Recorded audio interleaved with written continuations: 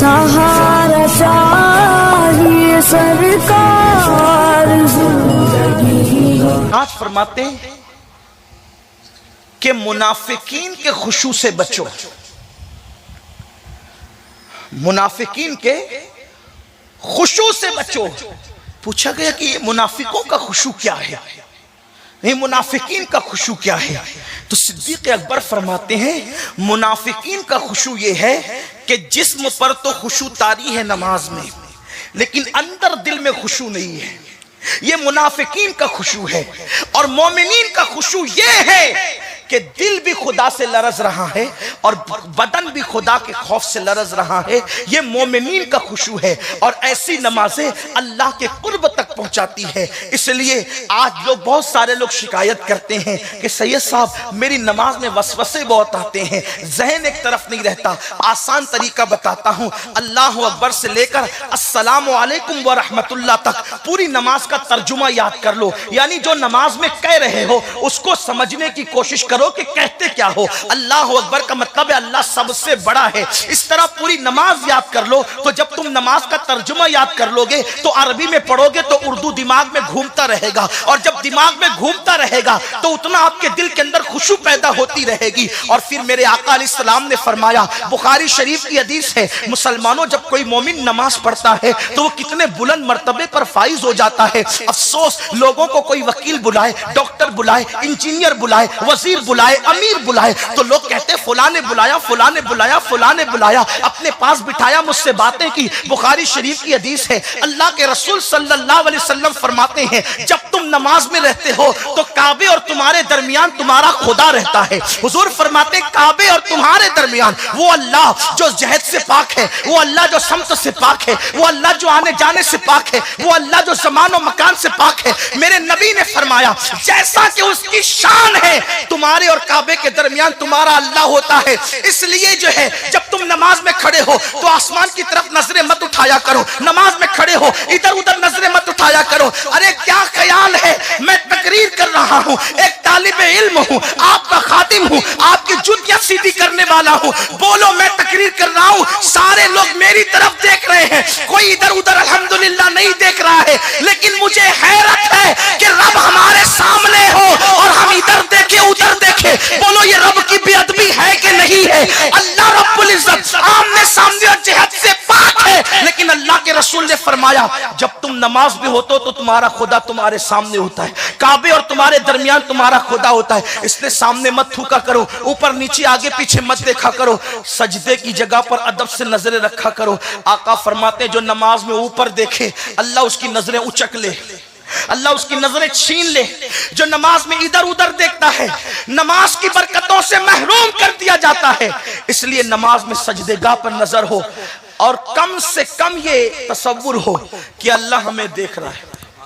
कम से कम, ये कम से कम की बात है, कम से कम अल्लाह देख रहा है।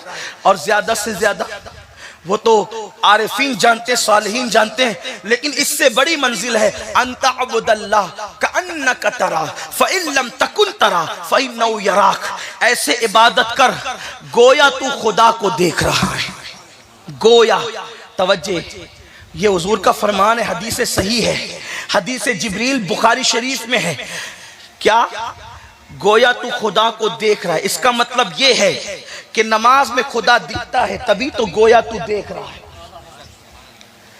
दुनिया में आंखों, सर की आंखों से तो कोई उसको नहीं देख सकता, लेकिन कुदरत ने दिल की आंखें ऐसी दी है कि जिसमें खुदा नजर आता है।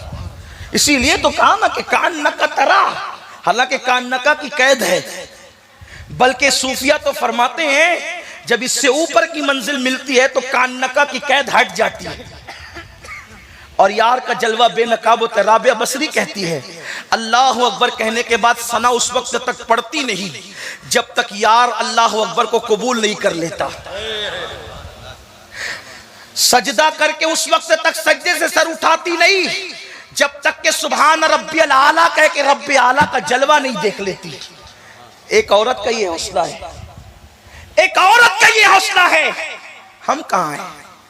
लेकिन बात इतनी है कि जब तक नशे में हो ना आदमी तो बीवी सामने हो तो भी नहीं पहचानता, बच्चा सामने हो तो भी नहीं पहचानता, ध्यान दे रहे मेरी बात पर, कोई मुश्किल तो नहीं कर रहा हूं, आसान ही कर रहा हूं। नशे में हो, सामने जो नहीं पहचानता, नशा उतरे तो पहचाने। पता चला यार को पहचानने के लिए नशे से बाहर निकलना जरूरी है। अरे जिसे शराब और कुत्ता गोली का नशा हो उसको यार नजर नहीं आता, तो जिसको दुनिया का नशा हो उसको यार कैसे नजर आ सकता है? अगर उसका मुशाहिदा करना है तो अना के नशे से निकलना होगा, उसका मुशाहिदा करना है तो तकब्बुर के नशे से निकलना होगा, उसका मुशाहिदा करना है तो दुनिया के नशे से निकलना होगा, अगर उसका मुशाहिदा करना है तो दुनिया के गुनाहों के नशे से निकलना होगा। लोग नशे में डूबे हुए, शराबी के नशे को तो सब बुरा समझते हैं, अपने गुनाहों के नशे को हम कब बुरा समझेंगे? जरा कोई उससे भी तो बाहर निकले, जरा कोई उससे भी तो बाहर निकले और फिर यार की मोहब्बत के नशे की तरफ आए, तब पता चलेगा कि तेरी पैदाइश का मकसद क्या है। हमारे आकाओं ने खुशू से नमाजें पढ़ी, इसीलिए अल्लाह के हबीब अलैहिस्सलाम के बारे में अम्मा आयशा कहती है जब हुजूर नमाज पढ़ते थे तो इतनी खुशू के साथ पढ़ते थे कि अल्लाह के हबीब अलैहिस्सलाम के सीने से ऐसी आवाज उठती थी जैसे चूल्हे पे रखी हुई हांडी से आवाज निकलती है। बल्कि अजान के बाद हुजूर की कैफियत ये होती थी कि हुजूर हमको जैसे पहचानते ही नहीं हो।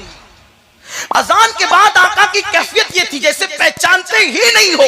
इमाम ज़ैनुल आबिदीन सैयद सज्जाद बीमार करबला मजलूम करबला इमामुल आबिदीन इमामुल अइम्मा सैयदना इमाम ज़ैनुल आबिदीन अली इब्ने हुसैन जब वुजू करते तो आपका चेहरा ऐसे पीला हो जाता जैसे किसी ने खून निचोड़ लिया हो।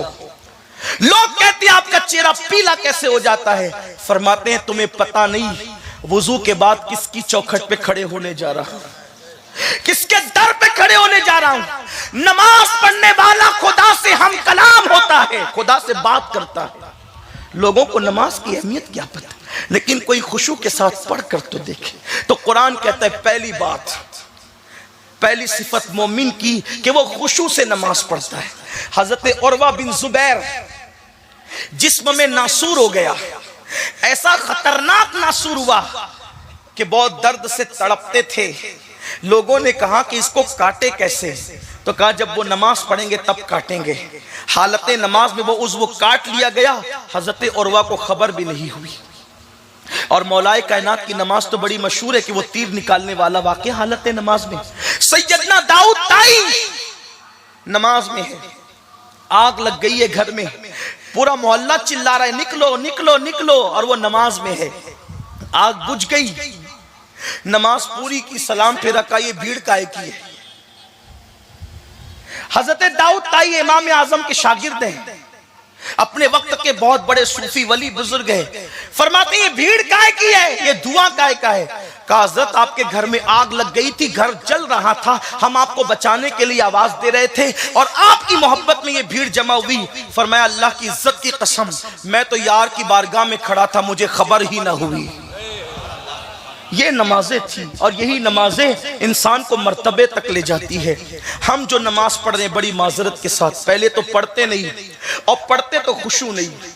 सुभान रब्बियल आला कह रहे, पता नहीं कि रब्बे आला की शान भी क्या है, मालूम ही नहीं है कि सुभान रब्बियल आला का मतलब क्या है। अल्हम्दुलिल्लाह रब्बिल आलमीन पढ़ रहे, पता ही नहीं कि अल्हम्दुलिल्लाह रब्बिल आलमीन का मतलब क्या है। जो कह रहे हो खुदा की बारगाह में वो नहीं समझते। बहुत प्यारी सी बात मेरे कायद ने हुजूर किबला अमीर सुन्नी दावत इस्लामी ने मुझे बताई थी, बहुत खास बात हजरत ने फरमाई थी कि यूरोप के किसी मुल्क में चंद मुसलमानों से किसी एक यहूदी का राब्ता हो गया। मुसलमान उसको मस्जिद के अंदर लेकर के आए। उसने कहा कि जरा हम भी मस्जिद में देखें कि क्या होता है। वो आया मस्जिद में तो नमाज हो रही थी और मुसलमानों की नमाज तो सुभान अल्लाह, बड़े से बड़ा मगरूर भी अल्लाह अकबर के नाम पर झुक जाता है।